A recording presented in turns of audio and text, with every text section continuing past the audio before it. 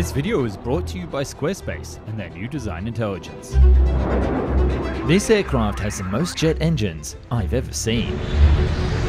More than 2, more than 4, and more than 8. In fact, it has 68. Yes, you didn't hear me wrong, this has over 50 engines all burning fuel at the same time. And you're probably wondering, why so many engines? Because not only was this a Mach 2 passenger plane that flew at 60,000 feet to go between New York and London in just over 2 hours, but because it could also take off and land vertically, able to come to a halt right in the city centre, and bring 44 passengers to anywhere they needed to be without an airport. And the best part is, it was British, so the tea wouldn't even been cold. The team behind this aircraft envisioned that this passenger plane would only be the beginning, with a larger 150-seater version to come and a special top-secret nuclear-powered variant that would carry twin nuclear bombs. Ah, don't you just love the 1950s? Maybe there really was something in that tea. After all, how else would you come up with the Rolls-Royce Griffith Supersonic VTO airliner?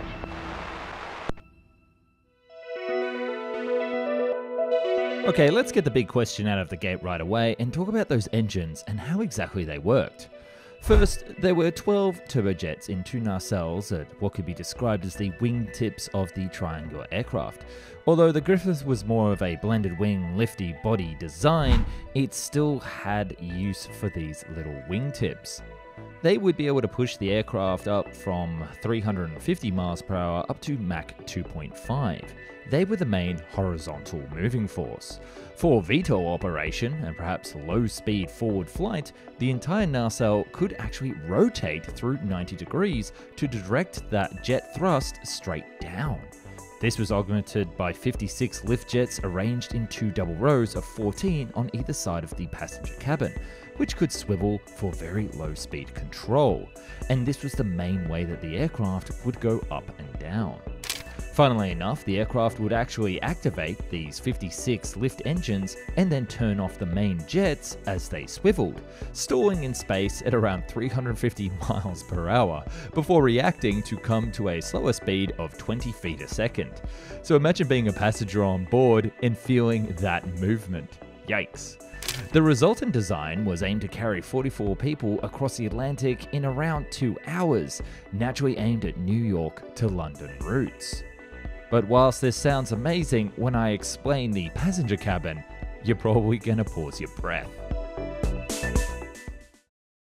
I love the idea that this plane was not only a supersonic transport, but it also had the ability to take off and land vertically without a runway. I love that this is a great example of out-of-the-box thinking, and it kind of inspires me to take the same attitude to my merch store, foundandexplained.shop, which is now powered by the new Squarespace design intelligence. That's right, the amazing Squarespace website creator has combined 2 decades of industry-leading design expertise with a new cutting-edge AI technology to unlock your strongest creative potential. With Squarespace, it will now actually recommend a fantastic design to reach your goals, a more beautiful, more personalized website, crafting a bespoke digital identity, and it will never look like you're using a template again. The game has finally changed. But building a website is only the beginning with Squarespace, because you can also run email campaigns, get more customers, and even launch courses. So now if you want to teach, Squarespace can be your new one-stop shop, your entire educational portal. And it's something that I'm definitely going to use in the future when I start my Found and Explained Academy to build your own supersonic transport to cross between London and New York in only 2 hours.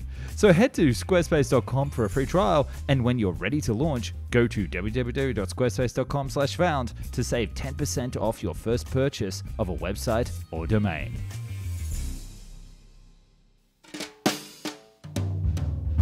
The engineering marvel didn't stop there. According to the patents, which expired in 1978 if you wanted to have a crack at it yourself, the tube pressurized aircraft cabin would be mounted within the structure of the aircraft, with the freedom for relative expansion between the cabin and the aircraft in each of the 3 dimensions. Meaning that it would be sheltered against vibrations, heat and sound for the aircraft going at such a top speed. which was an issue that plagued early supersonic aircraft such as the Soviet supersonic Tu-144. So as we can see from the diagrams, this would be a tube that would be suspended within the triangle shape. But funnily enough, I'm unsure if there would actually be windows, as the cabin is so far from the fuselage outer edge and is deliberately kept isolated. So you're in a supersonic, hot, dark tube that stalls in the sky. Nice. There would actually be a single set of doors halfway down the tube that would reach across the gap and be used for boarding and disembarkment. The aircraft itself would be comprised of a dart-like shape with 2 fins at the rear attached to each nacelle. There was no tailplane, and all of the steering would have been done with vector nozzles. These nozzles would have got bleeding air from the engines and shot them out like a spaceship does in flight, so it was pretty darn advanced. In the nose, there was going to be a shock cone that would help deal with the forces past the sound barrier, plus an extension chamber to slow down and increase the pressure of the gas, as well as feed forward the exhaust into the nose of the aircraft as a somewhat additional VTOL jet. But there was also 2 tubes that ran forward to the tip of the nose, where the exhaust was ejected outwards and forwards to create a bow shockwave. Yes, that's not in but out, with the hot gases deflecting to create an air shield in front of the aircraft, which is something that I haven't seen in a very long time. The cockpit itself was also located behind this nose and in front of the passenger cabin, and they have it as sort of a periscope arrangement to look out during taxi and takeoff that would then retract when it got up to speed. There would be a pilot, co-pilot, and an engineer on board. So where on earth did this design even come from, and how successful was it? Well, it's all in the name.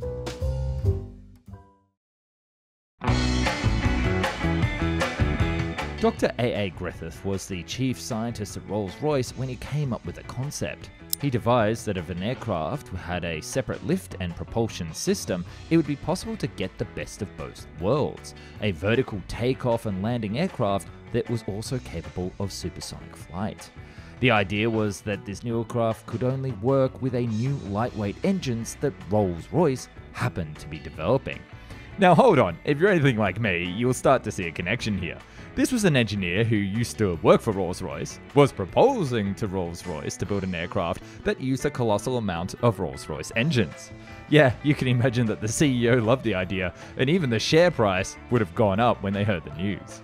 After all, the chairman of Rolls-Royce at the time was once asked why he always flew in the Atlantic on a 4-engine aircraft, and his reply was, because there are no 5-engine aircraft. But developing such an idea would actually be harder than they imagined, and the first iteration of a vertical jet engine was such a far cry from a real aircraft that it's actually kind of horrifying.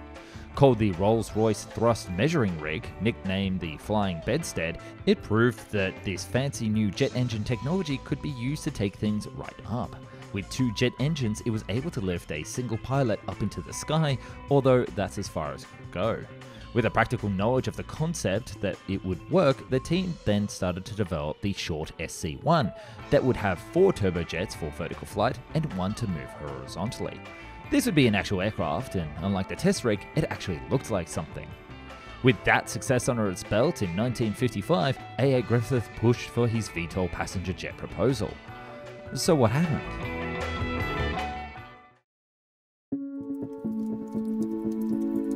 Surprisingly, the concept actually did gain steam, with a special committee that had been set up to see if Britain could wrestle away the aviation industry from the Americans over the North Atlantic championing the design. They proposed that the aircraft should be expanded beyond 44 passengers, but actually up to 135 passengers, and to be in service within the next 12 years. And the best part is, they were going to make the military pay for it.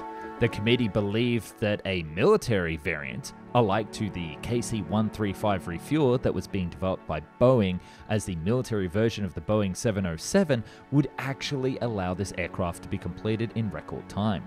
By using a military testing program, the new supersonic aircraft could get hundreds of hours without costing a single dime to airlines or to the Rolls-Royce company, all paid by the British taxpayer. And you know that I've come to the table with the actual military design that they proposed. It was called the RAE, Conceptual Low Altitude Tactical Bomber, and it would have 32 lift jets, 12 for propulsion, like the Griffith, and also carry 2 nuclear bombs.